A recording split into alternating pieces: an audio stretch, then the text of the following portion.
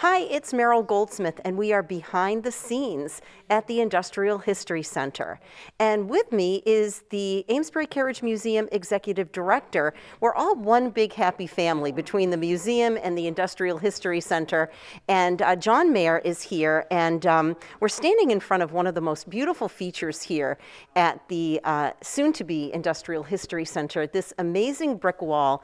And so I wanted to talk to you, John, about the history of the wall, the history of the building, because I think it's going to be fun to find out more about the building that we will be calling home sometime soon. Yeah, very much so. Thank you, Meryl. Nice to see you again. The space that we're in, I think, is one of the more important historic buildings in Amesbury, and I feel very fortunate that we've been able to develop this space as the Industrial History Center.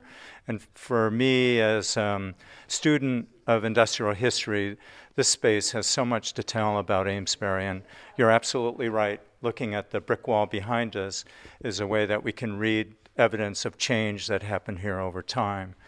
This building tells a wonderful story. It was built beginning in 1825 and took a couple years to build.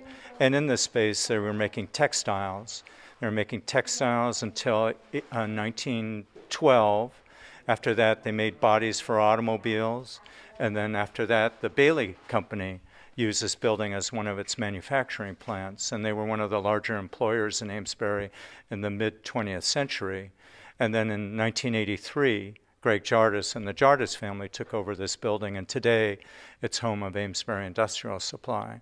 So all of those changes that happen can look at the fabric of the building and read into it, and it tells us a great story.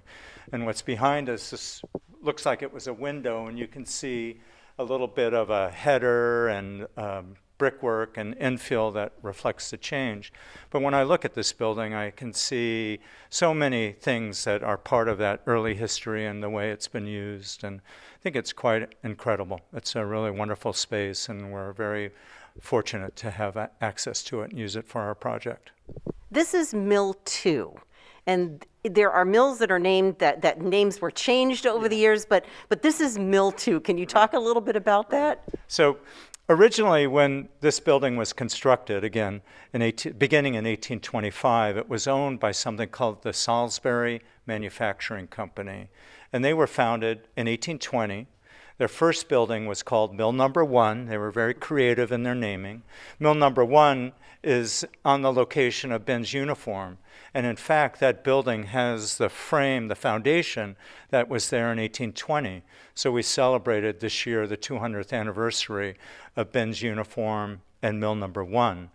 This was the second building Salisbury Manufacturing built, again, beginning in 1825.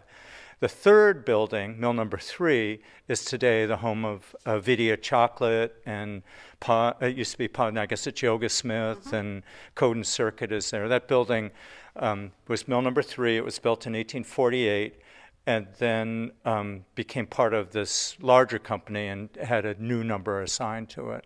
But, you know, keeping track of that is really hard. This building has always stayed Mill Number 2, which makes it easy for us. But it's fun. It's a great part of the story, and understanding that puts us in the mind of the people who owned the building and used it and worked here. And I think that's as important as any of the things that we want to tell about the space.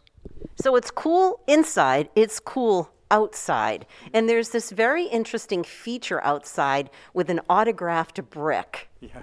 So that's another part of the evidence in this building. We're very interested in trying to understand the people who build the building and the stories behind all that. So there's, according to early history of Amesbury, 1 million bricks in this the building, and I think that would be a fun exercise to do a calculation and try and put your head around how many are 1 million bricks, how long did it take to make a million bricks, and so on. We know there were brickyards in Amesbury, and this one brick in particular was inscribed R. Patton, Amesbury, 1826. So that connects us to Patton, who, as a brickmaker, we know where his brickyard is, and it's kind of fun to think about the process of manufacturing that number of bricks, you know, the whole movement of materials from there to here, and the process of constructing a building like this one. And that brick was just probably picked up and put in, and it's like stories up. Yeah. And it was discovered kind of by happenstance, right? It had to have been. You know, it's 3 floors up. It's in the stair tower, and so it must have been a great little surprise, and it's a proud piece of the building, and our friends at Amesbury Industrial Supply like to point that out to us. Should we go take a look? I don't think we can see that today, but we can go to the stair tower and look there. We'll just point to it way up, 3 stories All right, up. very good. All right, we're going to go outside and check out more about what's happening here at the Industrial History Center.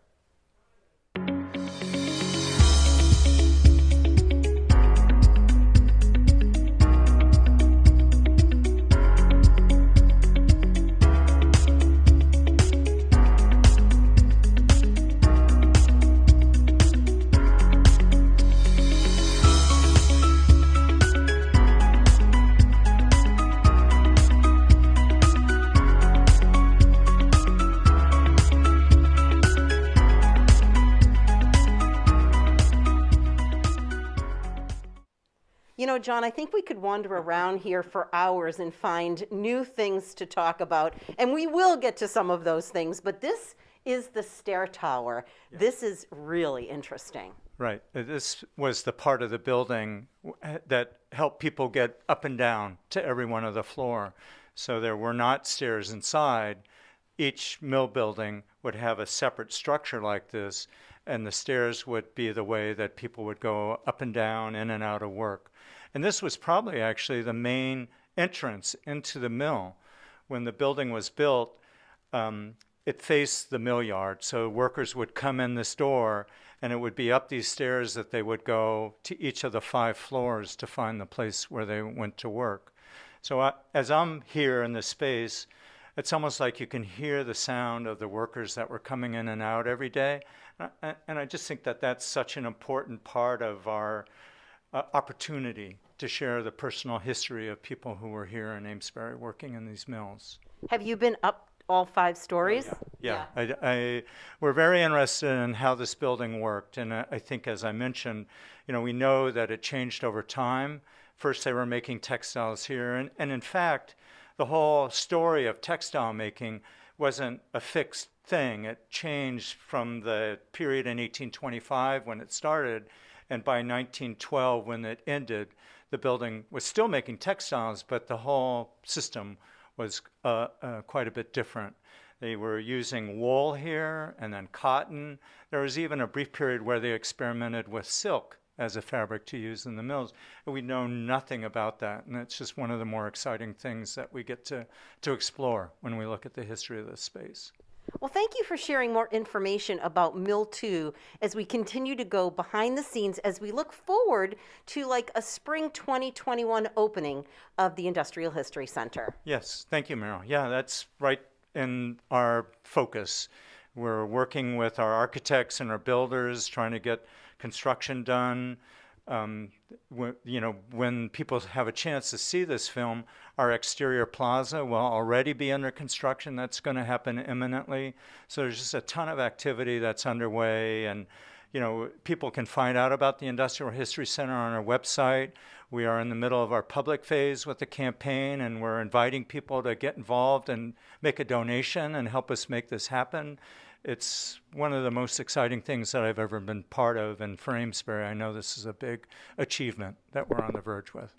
So we have information coming up in just a second here about how you can give during our campaign to finish up what is going on here at this wonderful site, the Industrial History Center in the Mill Yard in downtown Amesbury. Thank you, John. Thank you, Meryl. Nice to see you. And look forward to the next Behind the Scenes. I'm Meryl Goldsmith. Thanks for watching.